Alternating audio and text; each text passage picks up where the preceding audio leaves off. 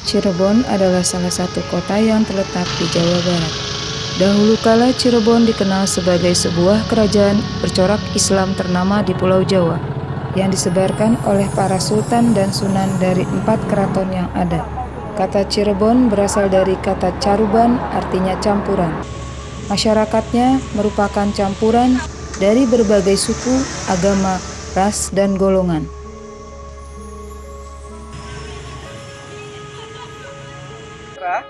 Keraton Kasepuhan ini dulu atau awalnya dengan nama Keraton Pakung Wati. Ya, sebelum nama Keraton Kasepuhan, jadi Pakung arti udang, Wati artinya perempuan. Nama keraton zaman dulu ini diambil nama anak dari putrinya Pangeran Cakrabuana pada tahun 1678 Masehi, yaitu dengan nama Keraton Kanoman. Ya, Kanoman yang arti anom, itu udah Kasepuhan yang arti sepuh jadi tua. Perkembangan Islam di Cirebon tidak lepas dari peran Kesultanan Cirebon yang berdiri sejak abad ke-15 dan 16 Masehi. Pada tahun 1677, Kesultanan Cirebon terbagi menjadi 4 kesultanan atau keraton. Keraton Kasepuhan, Keraton Kanoman, Keraton Kacirebonan, dan Keraton Kaprabonan. Setelah pada abad ke-16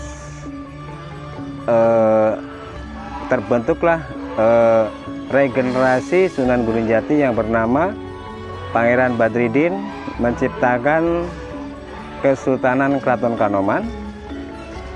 Fungsi dan misinya dan visinya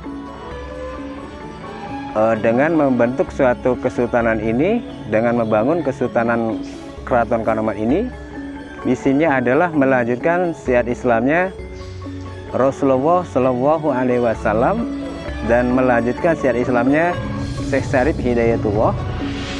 Dan visinya adalah panatagama, yaitu menata agama-agama yang ada di Kesultanan ini. Artinya Kesultanan Keraton Kanoman adalah visinya toleransi beragama. Pecahnya kesultanan adalah akibat campur tangan Belanda pada tahun 1681. Sekitar tahun 1700-an, Belanda mengangkat Jacob Palm sebagai seorang residen untuk wilayah Cirebon.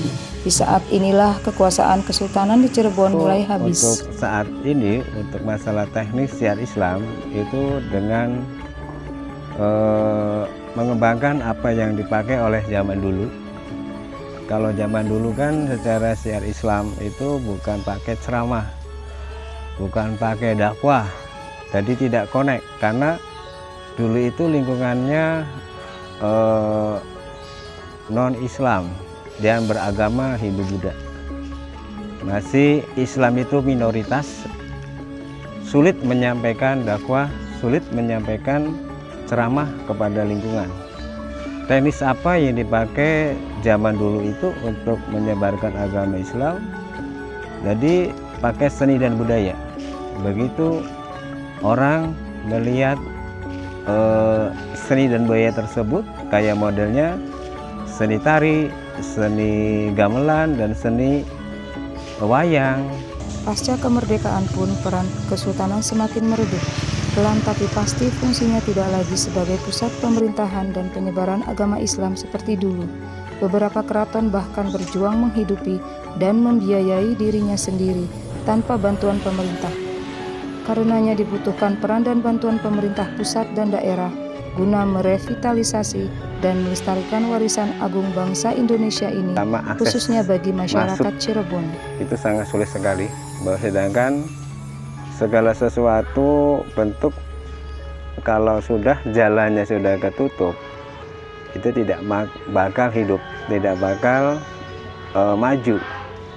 Jadi himbauan dari kami sebagai famili kesultanan dan sebagai pemandu kesultanan bahwa wisata itu sudah menjadi suatu barometer ekonomi Nusantara Indonesia. Itu secara apa yang dilihat oleh orang luar itu, di sini Indonesia banyak adat dan banyak budaya dan banyak kesultanan yang sangat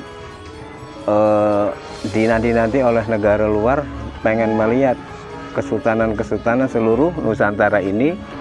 Ternyata jalannya macet, jalannya susah.